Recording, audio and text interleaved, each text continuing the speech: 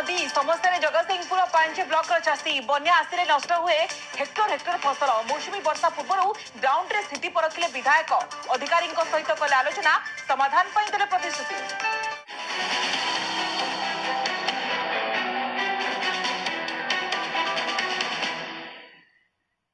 आपण देखुचंती जिला रिपोर्ट संपूर्ण खबर को आसेबा। बन्या आसिले आउ दुख देबनी हंसुआ नदी। वर्षा दिन आसिले जगतसिंहपुर जिलार 5टी ब्लॉक लोक माने अनेक समस्यार सामना करती। हेक्टर हेक्टर चाष जमी धोई जिबा सहित फसल नष्ट होई थाए। स्थायी समाधान पई अनेक थर दाबी होइथिले मध्य कोनोसी सुफल मिलु नथिला। हेले नवनिर्वाचित विधायक ग्राउंड रे पहुंची स्थिति समीक्षा करिबा सहित समस्यार समाधान पई अधिकारीक सहित आलोचना करिसंती।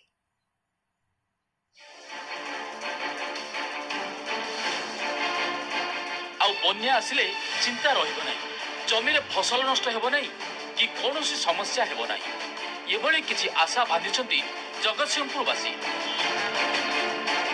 हंसुआ नदी प्रत्येक वर्ष जिलार दुख साजे। कंदरपुर ठारू बाहरिथिबा हंसुआ नदी कटक सदर ब्लॉक पिरिडी और तीर्तोल ब्लॉक देई एरसोमा ब्लॉक रो जटाधारी मुहाण रे समुद्र रे मिसछि। हंसुआ रे प्रतिवर्ष 6 रु 7 थर बन्या आसीबारु जगतसिंहपुर जिलार 5टी ब्लॉक रो हजार हजार चाषी प्राय 20,000 हेक्टर चाष जमी फसल नष्ट होता है। यार स्थायी प्रतिकार पाई तीर्तोल विधायक रमाकांत भोई और जगतसिंहपुर ड्रेनेज विभाग अधीक्षण जंत्री रामप्रसाद राव सह विभाग अधिकारी माने हंसुआ नदी परिदर्शन करी चाषी सहित आलोचना करछंती। यार किपरि स्थायी प्रतिकार करा जाय पारिबो सेने चाषी माने दाबी करछंती। गहिरु उद्भूत जल निष्कासन होतला हंसुआ मुख्य निष्कासन पथ को सेठी मध्य मुख्य निष्कासन पथरु गहिर को पानी जीवा भली एक अव्यवस्था है।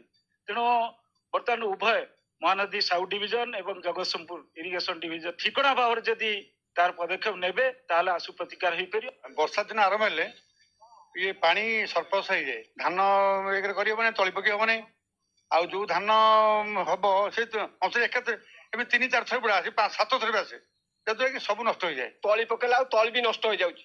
काकु नै हंसुआ हमको पूरा हम गां भसार सब खाई दउची। चाष रे हम चलुछु, चाषी आमे चाषी रे चली जिवु आमे आ कोन करि पारि। कटक सदर ब्लॉक और जगतसिंहपुर जिलार ऊपर मुंडरे वर्षा हेले हंसुआ नदी रे बन्या आस्थाए। हंसुआ ड्रेनेज देई समुद्र को जाइथाय बन्या जल। हेले हंसुआ नदी पोती होई जिबा फल रे चाष जमी को पानी माडी जाए। फल धान फसल आखु और पनीपरिबा फसल नष्ट होई थाए। रघुनाथपुर ब्लॉक रो विराट कटक कुआमंगा गंठिना बरागोल सादेईपुर अढ़ईकूल कुआलीपुर शालीजंगा तहरा और छपड़ा आदि ग्रामर हजार हजार हेक्टर चाष जमी क्षतिग्रस्त होता है। यार स्थायी प्रतिकार पाई हंसुआ नदी रे उभय पार्श्व को खोली 250 फुट चौड़ा करने सह बेआईन आड़ी बंध भांगिबा और मुहाड़ को खोलिबा पई मास्टर प्लान प्रस्तुत होईछि। समस्तंकर गोटे कथा जे आकु पुनरुद्धार करा जाऊ। पुनरुद्धार माने होची आकु खनन करा जाऊ, प्रॉपर गाइडलाइन रे खनन करा जाऊ एवं तार साइड वाल करा जाऊ सो दैट पानी आसीबो, पानी नदी रे पळेइबो। एटा होची गोटे परमानेंट सॉल्यूशन। वर्षा जोर हुए वाटर लेवल राइज हेले तळटा हमर ब्रिज पॉइंट लागे प्राय जते ब्रिज पॉइंट अछि पाइल ब्रिज जाक अछि सेठी प्राय लागे मे इमीडिएटली वर्क फुट बेसिस रे हमें दळ जुग काढी दे परिबो।